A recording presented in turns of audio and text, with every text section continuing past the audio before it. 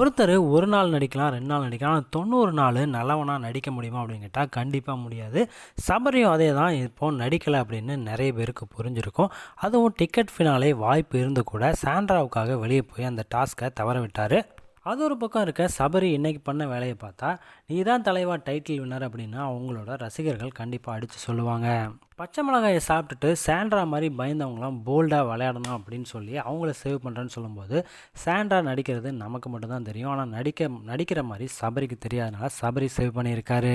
அதுக்கு அடுத்ததான் இன்னொரு பச்சை மிளகாயை கடிச்சா இன்னொருத்தரை சேவ் பண்ணலாம் அப்படின்னு சொல்லும்போது, இன்னொன்று சாப்பிடல அப்படின்னு கூட சொல்லியிருக்கலாம். ஆனால் வினோத்துக்கு மணி தேவைப்படுது, அதனால அவரை சேவ் பண்ணுறான் அப்படின்னு சொல்லி பண்ணியிருப்பார் வினோத்தை.